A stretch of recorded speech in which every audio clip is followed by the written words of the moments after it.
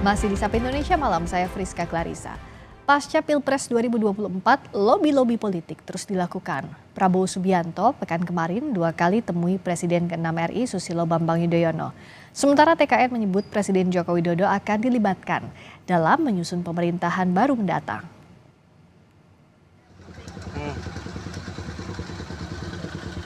Prabowo Subianto kembali menemui Presiden ke-6 RI yang juga Ketua Majelis Tinggi Partai Demokrat Susilo Bambang Yudhoyono. Pertemuan digelar di kediaman SBY di Puri Cikeas, Bogor, Jawa Barat, Jumat 23 Februari lalu. Pertemuan di Cikeas bukan kali pertama Prabowo dan SBY bertemu pasca pemungutan suara Pilpres 2024. Pada 17 Februari lalu, keduanya juga sempat bertemu di Pacitan, Jawa Timur. Ketua Umum Partai Demokrat yang juga Menteri ATR Kepala BPN Agus Harimurti Yudhoyono menyebut pertemuan itu sebagai pertemuan dua sahabat.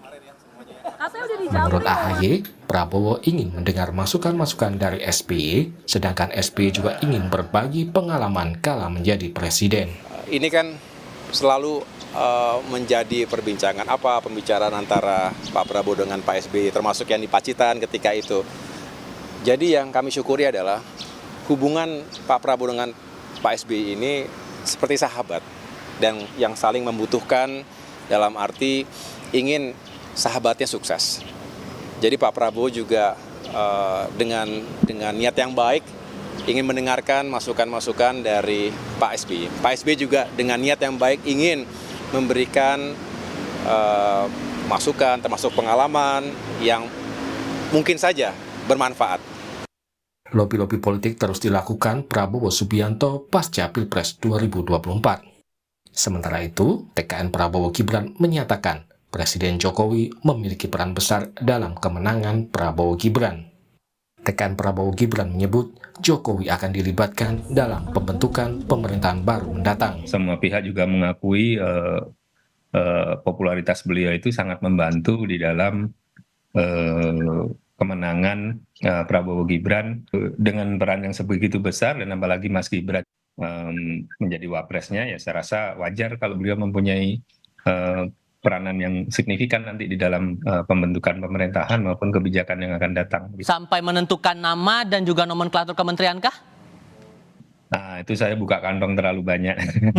Begini, nanti penyusunan kabinet dan sebagainya itu akan dibahas oleh beliau, ya, Presiden Jokowi, oleh Pak Prabowo, Mas Gibran, dan para ketua umum partai. Dan kebetulan para ketua umum partai ini kan menteri semuanya sekarang. Sebelumnya Presiden Jokowi juga telah bertemu dengan Ketua Umum Partai Nasdem Surya Paloh. Jokowi menyatakan akan menjadi jembatan politik bagi semua partai politik. Tim Liputan, Kompas TV.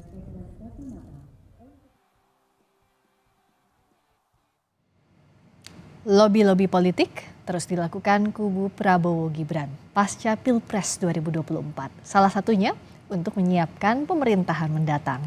Bagaimana proses penyusunan pemerintahan mendatang? Benarkah pemerintahan baru nanti masih akan berada di bawah bayang-bayang Jokowi? Kita ulas bersama juru bicara Prabowo Subianto, ada Daniel Anzar Simanjuntak, dan pakar komunikasi politik Gun-Gun Herianto. Selamat malam Bung Daniel, juga Kang Gun-Gun. Selamat malam. Selamat malam Mbak Friska, Assalamualaikum. Waalaikumsalam warahmatullahi wabarakatuh. Saya ke Bung Daniel dulu. Kalau pertemuan politik, terutama Pak Prabowo dengan Pak SBY, apa sebenarnya target utamanya? Apalagi ini kan proses-proses fase-fase menuju penyusunan kabinet baru jika resmi nanti Pak Prabowo dan Mas Gibran ditetapkan sebagai pemenang pemilu. Tolong di-unmute, Bung Daniel. Yes.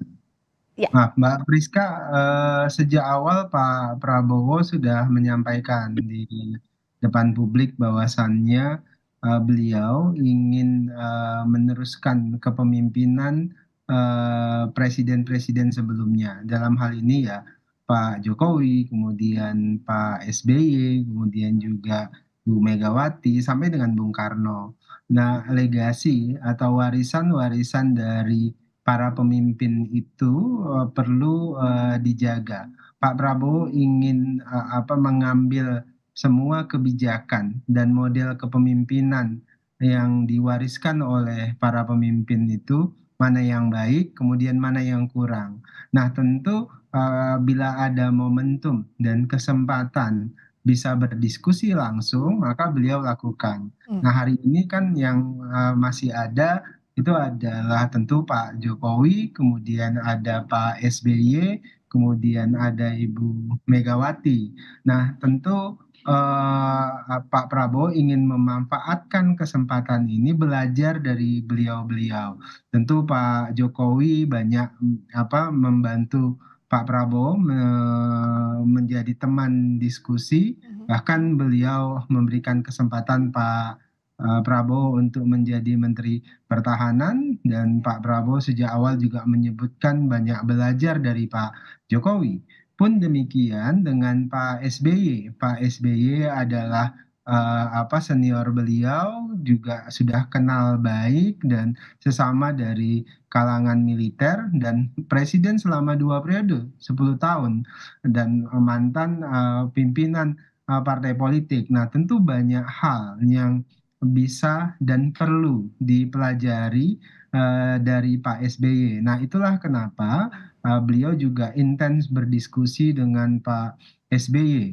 Nah, Pak Jokowi, Pak SBY, dan semua pemimpin-pemimpin yang punya pengalaman panjang. Itu yang Mhm. pertama. Ya. Yang kedua, Mbak Friska, tentu Pak Prabowo juga berdiskusi dengan banyak tokoh-tokoh senior yang bisa memberikan masukan, yang bisa memberikan insight, Baik. pengetahuan Hmm. bagi Pak Prabowo untuk modalitas kepemimpinan beliau ketika nanti jadi presiden setelah pengumuman resmi KPU atau setelah pelantikan nanti. Oke, kalau dibilang oleh TKN beberapa kali bahwa Pak Jokowi akan ikut susun pemerintahan baru, cawe-cawe di pemerintahan baru nanti menyusun kabinet, ini seberapa jauh Bung Daniel? Sebenarnya kan tentu, Pak Prabowo akan banyak melibatkan semua pihak. Tentu salah satunya adalah Pak Jokowi. Artinya, semua para pihak yang terlibat, yang bisa memberikan masukan penting kepada Pak Prabowo, itu pasti terlibat. Artinya Pak Prabowo memang punya hak prerogatif untuk menyusun pemerintahan beliau, namun tentu Pak Prabowo membuka diri Oke. dari masukan-masukan para tokoh, apalagi itu dari Pak Jokowi Hmm. dan tokoh-tokoh lain. Jadi Hmm. Pak Prabowo pasti berdiskusi Hmm. dengan banyak pihak, Oke. terutama partai koalisi. Dalam hal ini juga tentu adalah Pak Jokowi Hmm. sebagai presiden yang punya pengalaman panjang Ya. selama 10 tahun, dan pihak-pihak yang lain termasuk Pak SBY, Ya. termasuk ketua-ketua umum partai politik. Nah, kalau Kang Gun-Gun melihatnya, selain kalau masukan pasti ya dari Pak Jokowi, dari Pak SBY seperti yang disampaikan Bung Daniel. Tapi kalau membaca dari sisi lain, mungkinkah juga kah pertemuan Pak Prabowo dengan Pak SBY misalnya dibaca untuk lepas dari bayang-bayang Pak Jokowi? Karena sejauh ini kan eh, Pak Prabowo ini dianggap sebagai mirroringnya Pak Jokowi untuk meneruskan kepemimpinan. Tapi bertemu dengan tokoh-tokoh besar, apakah upaya untuk lepas dari bayang-bayang itu? Kang Gun-Gun membacanya.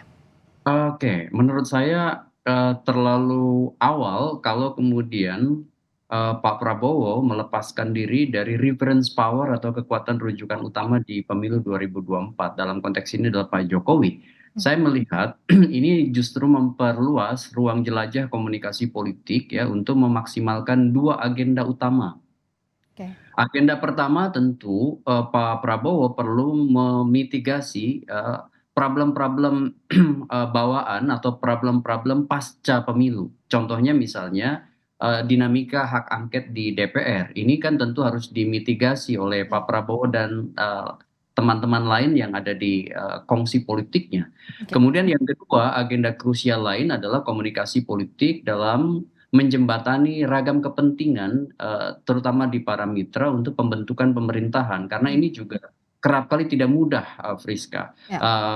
Banyak sekali kepentingan, terutama power sharing. Sehingga kemudian tentu Pak Prabowo akan menjalankan komunikasi politik yang intens, termasuk dengan kekuatan-kekuatan baru yang kemudian belakangan menjadi bagian dari kabinet Pak Jokowi, sebut aja Partai Demokrat, di mana Pak SBY menjadi reference power dari Oke. Partai Demokrat gitu.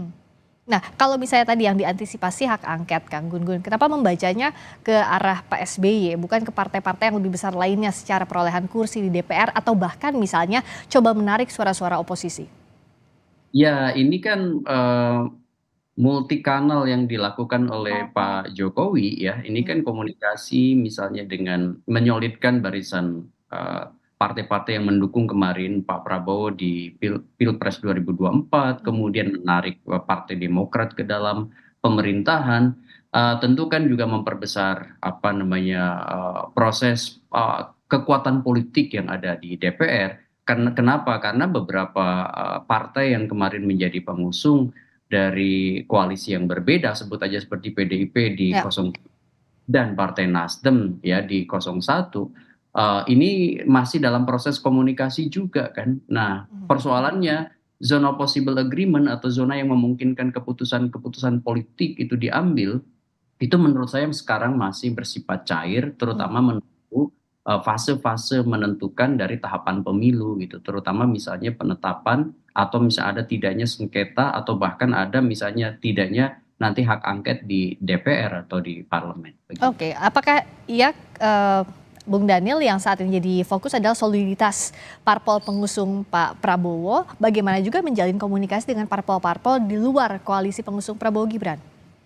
Pertama hari ini tentu, konsentrasi Pak Prabowo adalah bagaimana, menunaikan amanah, kepemimpinan, Pak Jokowi, supaya ada, kesinambungan nanti ketika Pak Prabowo, memerintah, itu pertama. Kemudian yang kedua tentu tadi saya sebutkan di awal, Pak Prabowo berusaha membangun komunikasi dengan, semua pihak karena Indonesia ini sangat beragam, tidak bisa dibangun nafsi-nafsi, sendiri-sendiri. Oleh sebab itulah tentu kalau dibuat tahapan tentu, komunikasi politik yang akan dibangun tentu adalah komunikasi politik dengan semua, tim, partai pengusung, partai pendukung. Tentu termasuk dengan tokoh-tokoh inti yang membantu pemenangan Pak Prabowo dan Mas Gibran. Dalam hal ini ada Pak Jokowi tentu, kemudian ada Pak, SBY dan banyak tokoh-tokoh lainnya.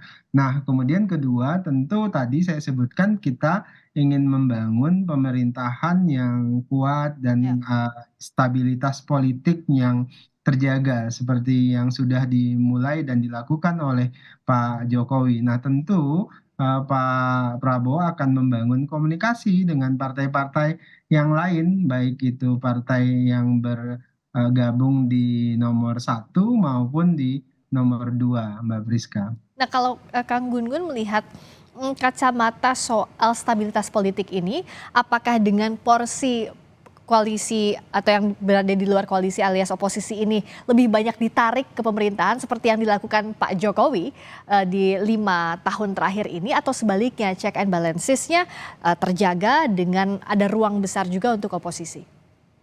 Kalau kita bicara kemungkinan, melihat pola ya, terutama, pasca Pilpres, sejak Pilpres pertama langsung 2004, maka pola koopsi atau pola berganti pasangan dalam konteks, membangun, pemerintahan itu lebih besar peluangnya. Artinya begini, saya tidak yakin bahwa, apa namanya, ketika misalnya berkompetisi di Pilpres, pada saat pembentukan pemerintahan, itu pola hubungan politik itu menurut saya akan ada rekalkulasi ulang ya. Hmm. Kenapa? Kenapa? Karena kan kita sama-sama tahu Indonesia ini terfragmentasi kekuatannya sedemikian rupa, multi partaisme ekstrim, dan posisi partai-partai di parlemen, pola relasi politik dengan eksekutif itu kerap kali juga ditentukan oleh figur masing-masing partai. Dan banyak misalnya partai-partai yang kemudian mengkalkulasi misal resiko politik, resiko hukum, kemudian juga tentu kita tidak menafikan juga relasi ekonomi yang kerap kali kemudian menjadi pengubah bandul politik seperti misalnya terjadi pada saat Gerindra berpindah haluan ke Pak Jokowi, kemudian juga PAN Demikian juga partai lain yang awalnya menjadi kompetitor di 2019 maupun di 2014. Nah, ini bisa berkaca dari pengalaman itu, saya melihat bahwa pola yang sama mungkin saja terjadi di Ya. 2024.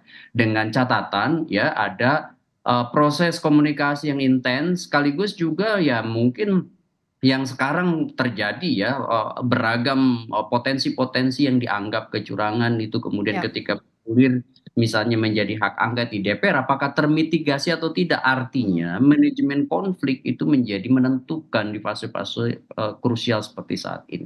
Oke, kalau fase-fase krusial menurut Bung Daniel saat ini apa yang harus diantisipasi? Apakah hak angket juga potensi sengketa hasil pemilu jadi perhatian utama atau seperti apa? Kalau dibuatkan tahapan yang jadi prioritas Bung Daniel soal manajemen konflik pasca pemilu ini? Pertama tentu kami menunggu hasil dan keputusan KPU.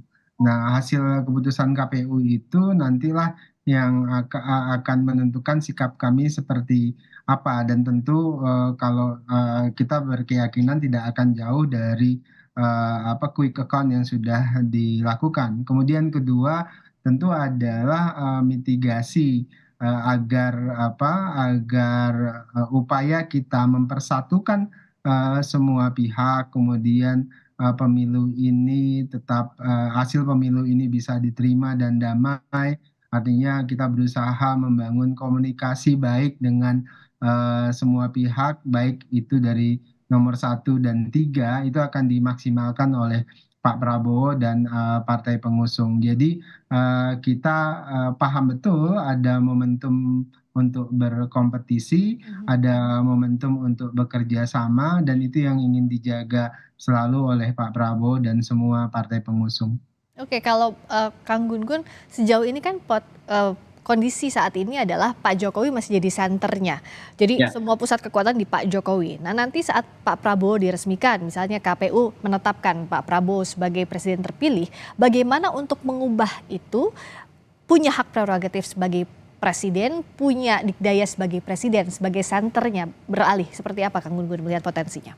Menurut saya potensinya tergantung pada dua syarat ya. Persyarat pertama, apakah kemudian hak prerogatif yang melekat pada Pak Prabowo itu kemudian punya penopang-penopang secara politik ya yang kemudian memungkinkan Pak Prabowo itu punya peran signifikan juga dalam menentukan komposisi kabinet yang kemudian akan dipimpinnya. Artinya penopang-penopang itu maksud saya jejaring komunikasi politik lintas partai yang tidak semata-mata bergantung hanya pada tokoh sentral Pak Jokowi gitu maksud saya. Oke. Itu yang pertama. Kemudian yang kedua, apakah kemudian juga Pak Prabowo memiliki semacam kemampuan ya untuk membangun trust gitu dari publik yang akan kencang sekali menurut saya di awal-awal pada pemerintahan Pak Prabowo jika nanti ditetapkan dan dan bisa melampaui fase krusial politik di parlemen dan juga hukum di Mahkamah Konstitusi begitu.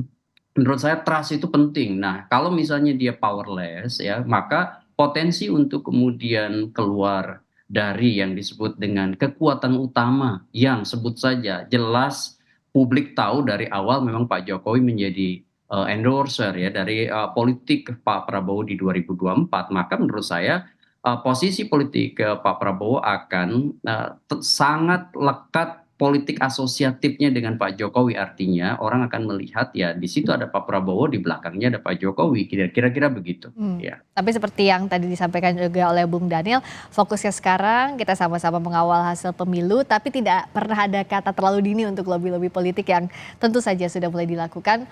Tentu komunikasi dijalin dengan berbagai pihak. Terima kasih Bung Daniel Anzar Simanjuntak, juru bicara Prabowo Subianto, dan Kang Gun-Gun Herianto, pakar komunikasi politik. Selamat bergabung di Sapa Indonesia Malam. Terima kasih, sampai bertemu lagi.